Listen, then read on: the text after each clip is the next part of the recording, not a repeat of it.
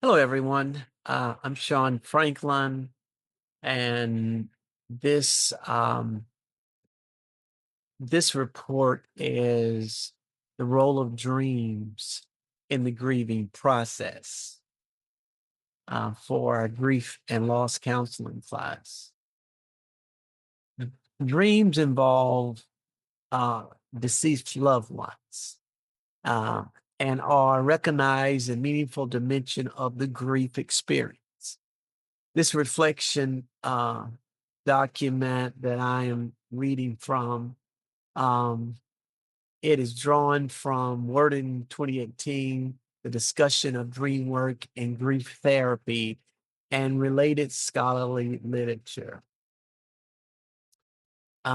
This report I'm giving here um, is considered how dreams of the deceased function clinically, how they can serve as a window into the mourner's unresolved emotions and continuing bonds, and how grief counselors can incorporate dream work into therapeutic practices.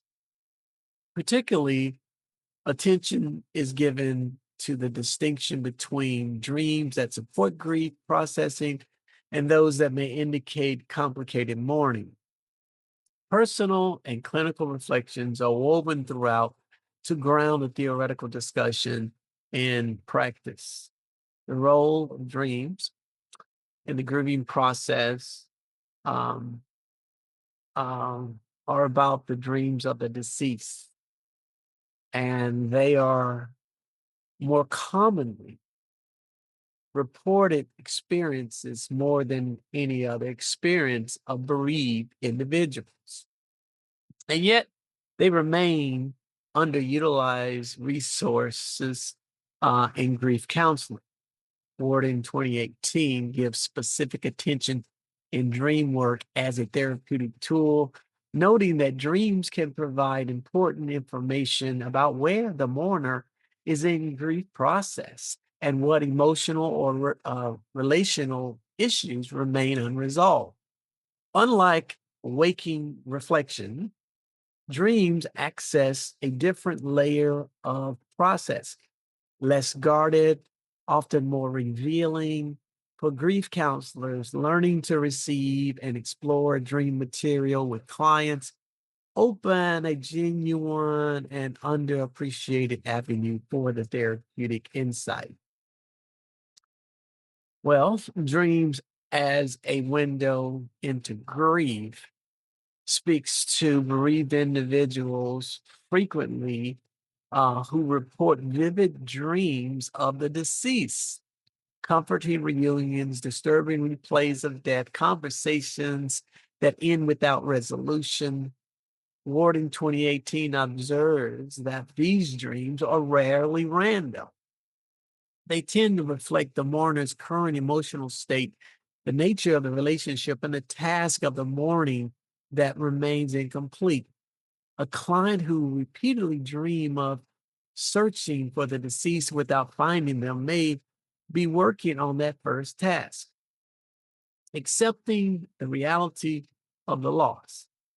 A client whose dreams carry anger or accusations may carry ambivalence that hasn't yet surfaced in the waking grief work.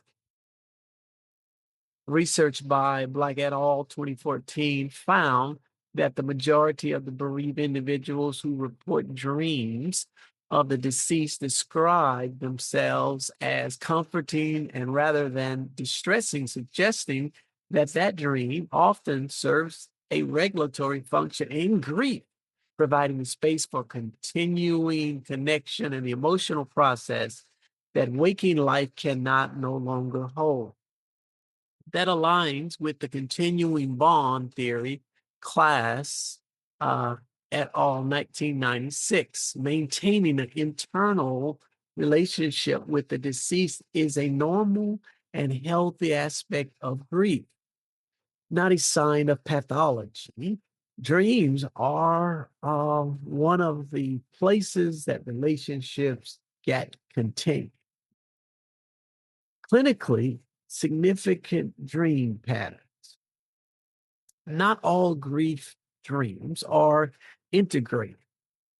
Ward in 2018 notes that certain dream patterns may signal complicated mourning or the presence of traumatic grief.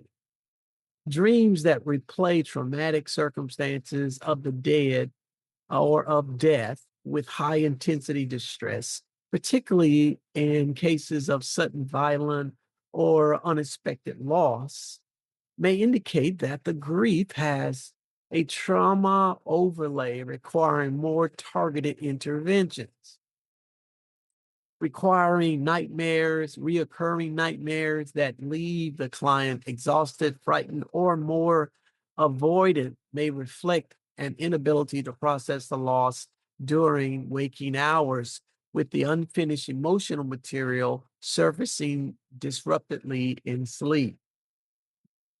Dreams can also illuminate relational ambivalence that hasn't been addressed in therapy. A client who reports dreams in which deceased appears angry or blaming may be carrying guilt or unresolved conflict that the awakening work hasn't yet reached. These dreams are an invitation not to interpret definitively, but to gently explore what unfinished business might exist or whether the client is carrying self blame or unexpressed grief about the nature of the relationship. Dream work in grief therapy. Incorporating dream work into grief therapy requires curiosity, not interpretation. Warden 2018. He cautions us against overinterpreting dream content or imposing meaning on the client's experience. The counselor's role is to create space for the client to explore what the dream felt like, what it might be expressing, what it reveals about where they are in their grief. Simple questions carry more than elaborate analysis. What stayed with you from the dream? Or what did you think your loved one was trying to say? These questions open productive conversations without reducing the dream to a formula. Journaling about dreams between the session can extend the work and help the client begin to see patterns over time. Some find it meaningful to write letters to the deceased based on dream encounters. A bridge between dream work and other experiential techniques like guided imagery or the empty chair, Ward in 2018. These approaches honor the full range of the mourner's experience, waking and dreaming, conscious and half remembered. Grief does not pause at the end of a session. Neither should it the work process it. Personal reflection.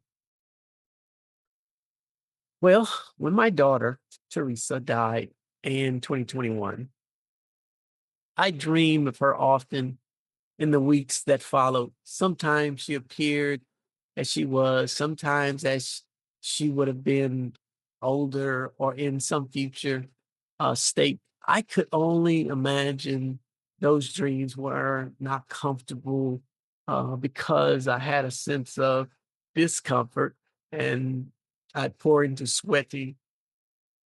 They weren't meant to be, but they weren't meaningless. They were the mind's way of continuing a conversation that had been cut off too short. And cut off too short, maybe of maintaining connection in the only space where that would be possible. I didn't understand them clearly at the time. Looking at them now through Wording's framework, I recognize them as a part of the mourning process. the mind working through what waking hours could not yet hold. That recognition has changed how receive and dream materials from clients. I don't treat it as a peripheral. I treat it as some of the most honest, unguarded information a mourner can offer. In conclusion, um, dreams aren't a detour, nor are they a move away from the grief process. They actually are part of it. For grief counselors, developing the capacity to receive, explore, and to work with dream materials enrich the therapeutic relationship and opens dimensions of the client's inner life that might otherwise be closed. Warden 2018 suggests that inclusion of dream work in grief therapy reflects a clinical wisdom that honors the whole person, including the person who grieves in sleep and recognizes that healing doesn't follow office hours. Thank you guys. Have a great evening.